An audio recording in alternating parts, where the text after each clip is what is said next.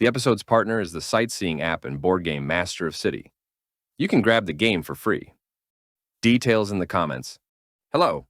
Today we're sharing 12 of the most frequently asked questions about the London Underground and public transport. Let's get started. How much does a single bus or tube ride cost in London?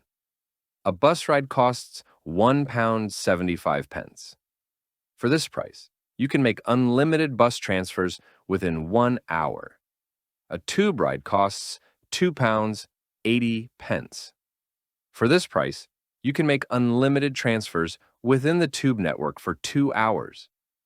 How much does a 24-hour transport ticket cost in London? The cost depends on the zones. For example, it's £8.90 for zones 1 and 2. Let's take a look at the fare table by zones. Interestingly, 80% of London's landmarks are located within zones 1 and 2. But here's a tip. Don't buy a separate day ticket. How can you get it cheaply? Keep watching to find out. What does the zone map of London look like? The London Underground is divided into 6 zones. You'll find a link to the zone map in the description. How do you buy a bus or tube ticket in London? There are 4 ways to pay for the tube in London. The most convenient is contactless payment, using a debit or credit card. We won't discuss the other 3 methods since they are more expensive and were popular before contactless was introduced. How does contactless payment work? You tap your card on the yellow reader and the barrier opens.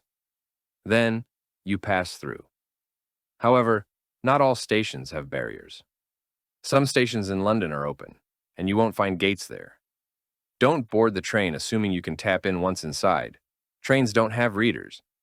You need to look for a standalone post where you can tap in. I've made this mistake before, boarding without tapping in because there were no barriers, and then couldn't leave the station because I hadn't tapped in. What did I do?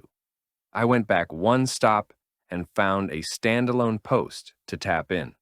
This is what it looks like. When leaving the tube, always tap out. Tap your card on the reader to open the gates. If there are no gates, look for a standalone post and tap out. How do you get a 24-hour ticket in London? You automatically get a 24-hour ticket by making multiple contactless payments. For example, if you take 4 rides within zones 1 and 2, you should pay £11.20 in total. But the system caps your fare at £8.90 for that zone. No further charges will be applied for additional rides that day. Here's a crucial tip.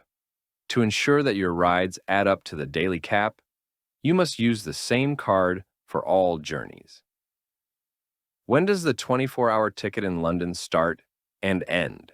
The 24-hour ticket starts from your first tap-in and ends at the close of service for the day on the London Underground. From Monday to Thursday, that's 12:30 a.m.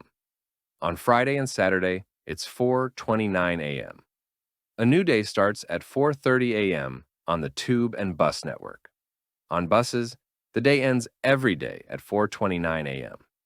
Where is my ticket during a ticket inspection if I'm using contactless? Your ticket is electronic and stored in the system. During an inspection, you simply tap the card you use to enter on the inspector's device, and they can verify your entry. Are fares higher during peak hours? Yes. Peak hours are between 7 a.m. and 9:30 a.m., and between 4 p.m. and 7 p.m. During these times, tickets can be up to several % more expensive, but this doesn't affect the cost of the 24-hour ticket. So, for many tourists, peak times won't impact the price. However, these times are busier, increasing the risk of pickpocketing, and comfort levels may be lower, especially since air conditioning in some carriages isn't great. If possible, try to travel during off-peak hours. Do I pay extra for luggage? No, you don't pay extra for luggage on the tube or bus in London, within reason. What can you bring for free? Suitcases, backpacks, travel bags? No extra charges as long as you can carry them yourself, and they don't block the aisles. Can I use the Overground and DLR with a day ticket? Yes, your 24-hour ticket includes London Overground and DLR, Docklands Light Railway, with no extra charges, as long as you stay within your fare zone. If you travel to a higher zone, e.g. from Zone 3 to Zone 4, you'll need to pay the difference, regardless of whether you're using the Tube, London Overground, or DLR.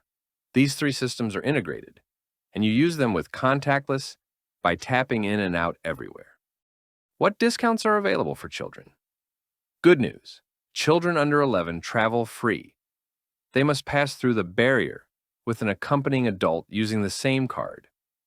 Use the wider gate, called a wide gate, usually meant for passengers with luggage or strollers. There are also discounts for children and teenagers, up to 18, but they need an Oyster photo card with their photo.